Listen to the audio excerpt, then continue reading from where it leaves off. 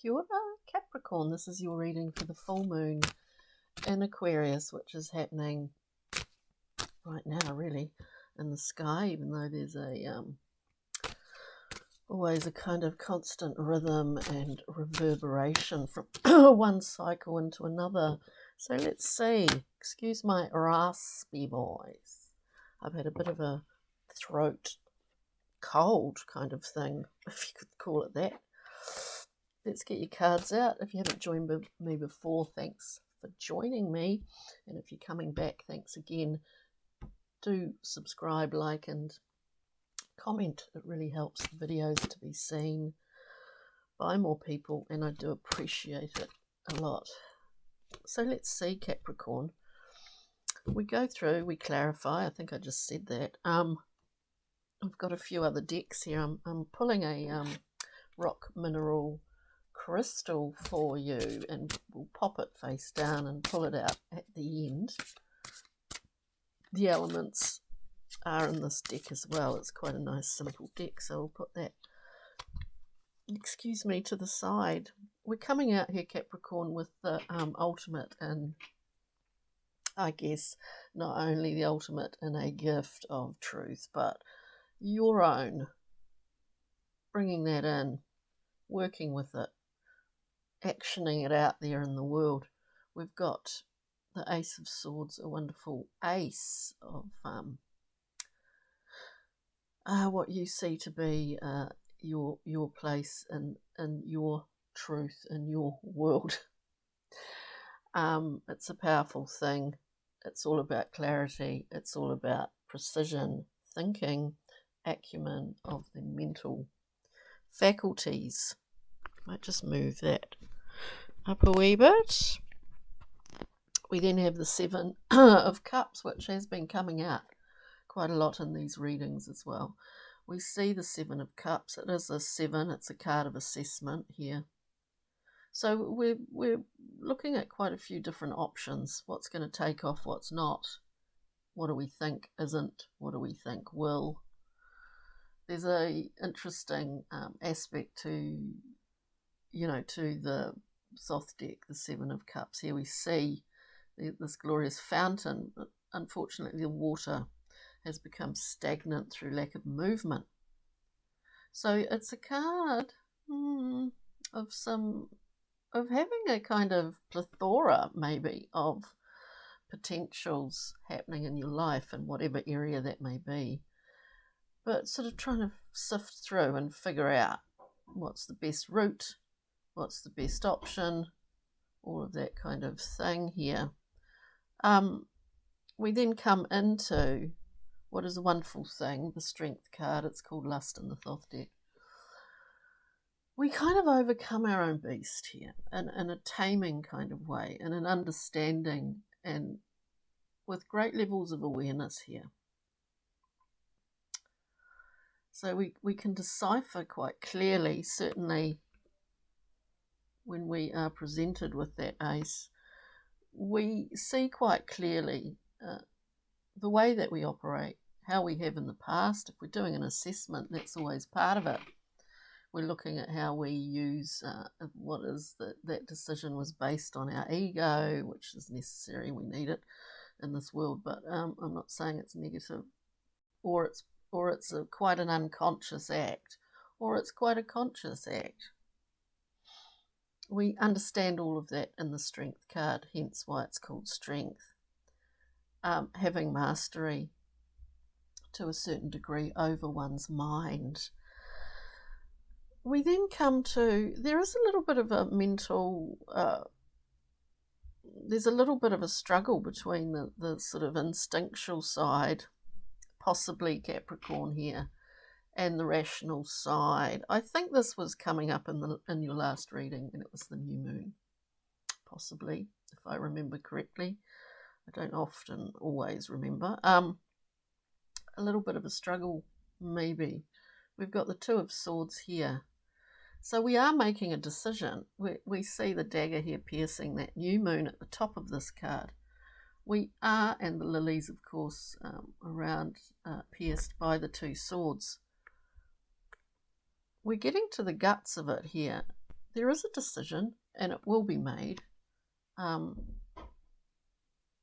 it will be based upon that which is your personal guidance here, whatever way you see that.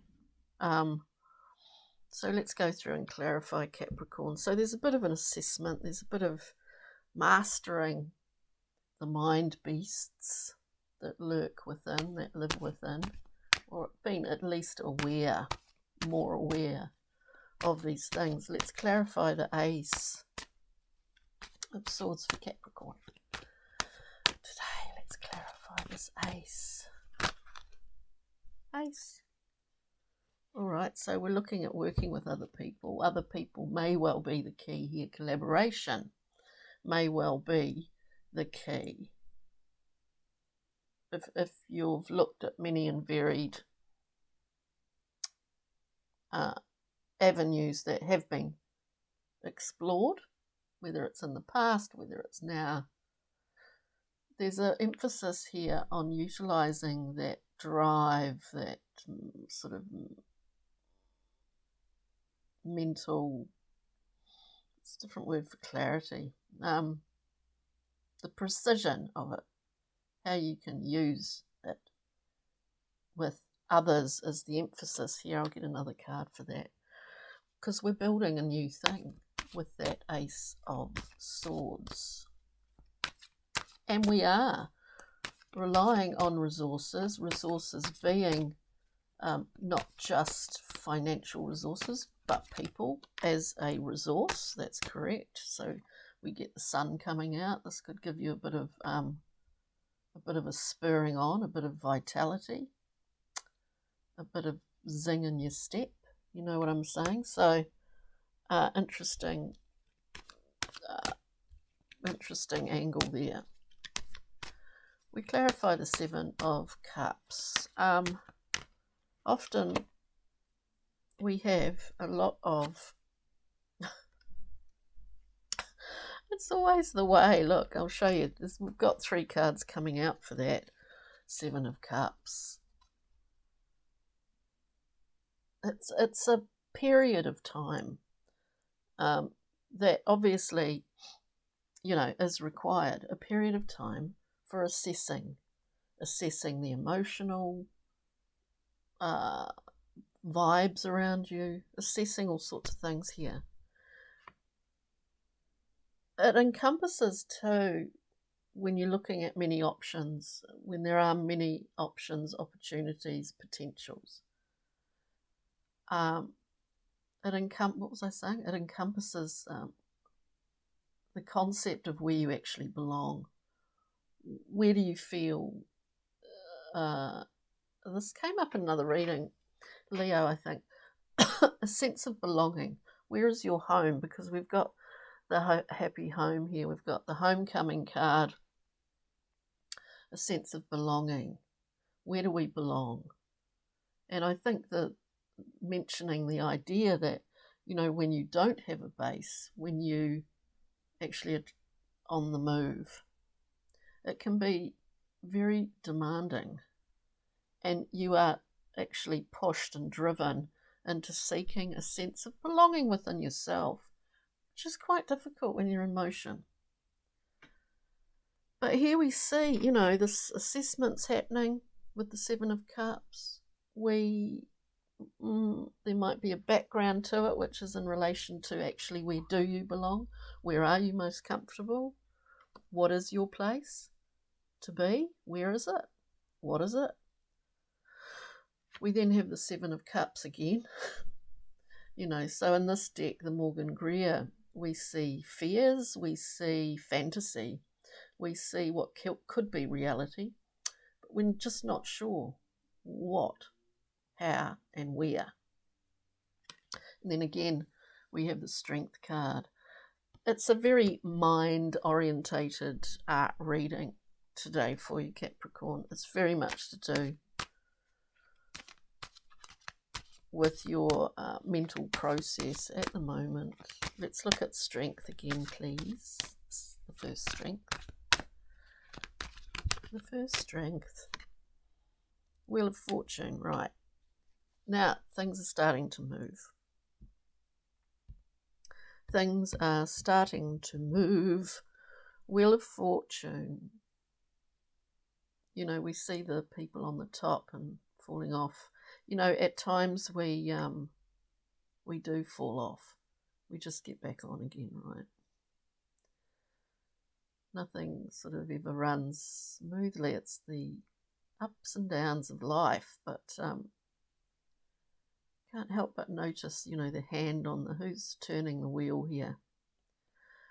On the up, the more we understand what is our part to play, whether it's in collaborative effort or just in understanding our own machinations, it's getting the wheel turning, an evolution, an evolving, a revolving, evolving.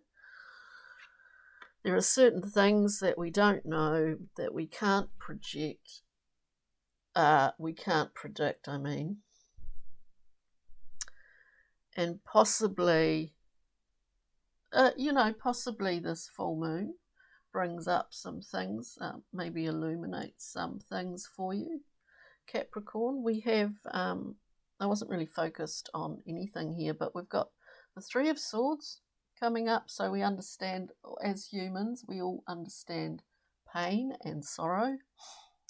And we have the beautiful moon card. There are some things that we are not conscious of, and then suddenly, boom, we can be quite illuminated by something quite random that occurs, not related to anything much. You know, it's like a penny dropping. Maybe this full moon in Aquarius is illuminating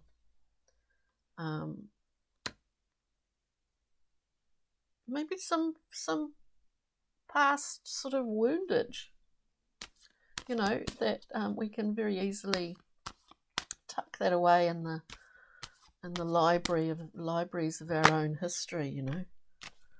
Okay, so let's look at, or hide it. I mean, we've just, because we do, we've got just that 4 coming out with that as well. Something to let go of. This is security and a really strong card, the 4 of Discs. But it does indicate, is there something we can let go of? Is there just some little thing we can let go of to allow things, to allow that wheel to start spinning even more, you know? That Wheel of Fortune. 2 of Swords, Capricorn. 2 of Swords for Capricorn, please. This is a decision that you make based on your intuitive senses. They can work. You know, it's as if that the clarity of mind or the intellect can often get in the way of that. The rationale can often get in the way of that. That's why I'm speaking of that push and pull thing between rational thinking and intuitive thinking. Intuitive information comes in a it's very immediate. Often we don't follow it because we understand that it's often the ramifications of it are huge aspects of change, not only with ourselves but in our environment with other people. So often we don't follow it, and that's a choice that we all make. But what was I trying to say here? That actually with that Ace of Swords at the beginning of this reading, it's as if that sword, you know, because it's very clear and it's not confusing at all. It's a very clear, it's almost as if it's creating a channel for you to receive what you may require in this decision-making process. It's delivering. It's like the sword's delivering. I don't know why I'm getting that, but the sword's delivering your intuitive hit, like a You know what I mean? So to clarify that Two of Swords, where we are. We're not basing it on anything that we're seeing or anyone else. It's on ourselves, about ourselves. Impacts other people, obviously. But to clarify that Two of Swords, we have the Tower, an infusion of new information. It's a wonderful thing. We are, I think, what feels to be in this selection of cards and this storyline that we are in the process of building something new. It does involve other people, potentially, but we've got new insights. We have, we're not, you know, there's that thing where we can dismantle our own towers. We don't have to have like a massive thunderbolt to come down and blow it apart. We can dismantle them ourselves sometimes. And then with that, we have the beautiful Ace of Cups. So we've not only got clarity, mental acumen, but we've got a very lateral, expansive ability to express this, to express the emotions, and to receive as well. So let us, I've just got that Fool on the top of the deck here. So let's get a Brian Froud, Pixie and Fairy, just a little glimmer for you, Capricorn, today. It's all go, isn't it? So Mike the Micromancer is able to see every detail of any given situation, at the same time is able to see the entire 360-degree picture, everything in it, how one thing impacts another, can see the whole thing. It is also about, you know, keeping a ledger, like, you know, you've got what's in the red, what's in the black, whatever the term is. Very, very detailed, eye on the details, but also on the bigger picture. You have that at the moment. Now, we did have, I might get some more light in the situation. So our rock mineral crystal, which also contains the elements, Capricorn, let's see what it is. Wow. So we've got black tourmaline, protective, anxiety, relief, aura cleansing, and self-belief. I guess self-belief is always on top of the list here. If we carry that little black tourmaline over the time of this full moon, just as a little remembering.